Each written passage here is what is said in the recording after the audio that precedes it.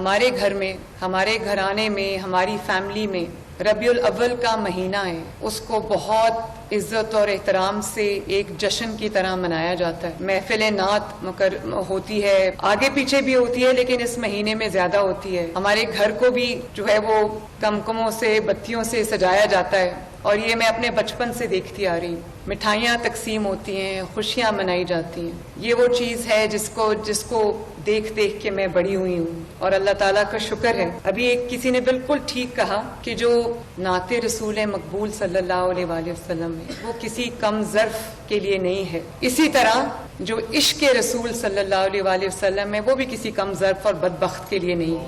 اور اس کا جو آغاز ہے وہ قرآن اور سنت کی تعلیم سے پہلے ایک ماں کی گود سے ہوتا ہے۔ میں بہت سارے ایسے واقعات میرے ساتھ ہوئے ہیں۔ میری والدہ بہت عاشق رسول صلی اللہ علیہ وآلہ وسلم تھی، تو یہ چیز جو آپ کی باقاعدہ تعلیم شروع ہونے سے پہلے جو انسان اپنی ماں کی گود سے، گھر سے سیکھتا ہے، وہ انسان کی زندگی میں بھی کام آتی ہے، زندگی کے بعد بھی کام آتی ہے۔ میں آج کل کے جو والدین ہیں ان کو یہ ضرور کہنا چاہوں گی کہ رات کو جب آپ اپنے بچوں کے ساتھ بیٹھتے ہیں، ان کو سلاتے ہیں، ان کو کہانیاں سناتے ہیں، تو ضرور ان کو ڈزنی کے کیریکٹرز کی باتیں سنائیں، ان کی کہانیاں سنائیں، سٹوری بکس پڑھ کے سنائیں، لیکن نبی پاک صلی اللہ علیہ وسلم کی جو زندگی ہے، ان کی جو واقعات ہیں وہ بھی بہت محبت سے آپ ان کو ایک کہانی کی طور پہ سنائیں، تاکہ بچوں کے خون میں وہ چیز شامل ہو جائے اور بچوں کی تربیت میں وہ چیز شامل ہو۔ ہمارے گھر میں، ہمارے گھرانے میں، ہماری فیملی میں ربیع الاول کا مہینہ ہے،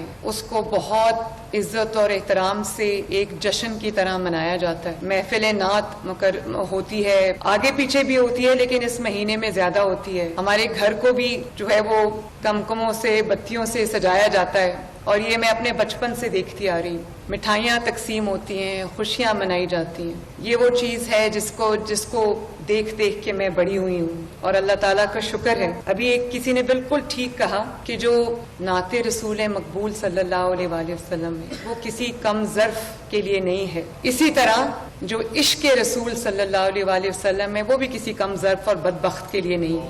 اور اس کا جو آغاز ہے وہ قرآن اور سنت کی تعلیم سے پہلے ایک ماں کی گود سے ہوتا ہے۔ میں بہت سارے ایسے واقعات میرے ساتھ ہوئے ہیں۔ میری والدہ بہت عاشق رسول صلی اللہ علیہ وآلہ وسلم تھی، تو یہ چیز جو آپ کی باقاعدہ تعلیم شروع ہونے سے پہلے جو انسان اپنی ماں کی گود سے، گھر سے سیکھتا ہے، وہ انسان کی زندگی میں بھی کام آتی ہے، زندگی کے بعد بھی کام آتی ہے۔ میں آج کل کے جو والدین ہیں ان کو یہ ضرور کہنا چاہوں گی کہ رات کو جب آپ اپنے بچوں کے ساتھ بیٹھتے ہیں، ان کو سلاتے ہیں، ان کو کہانیاں سناتے ہیں، تو ضرور ان کو ڈزنی کے کیریکٹرز کی باتیں سنائیں، ان کی کہانیاں سنائیں، سٹوری بکس پڑھ کے سنائیں، لیکن نبی پاک صلی اللہ علیہ وسلم کی جو زندگی ہے، ان کی جو واقعات ہیں وہ بھی بہت محبت سے آپ ان کو ایک کہانی کی طور پہ سنائیں، تاکہ بچوں کے خون میں وہ چیز شامل ہو جائے اور بچوں کی تربیت میں وہ چیز شامل ہو۔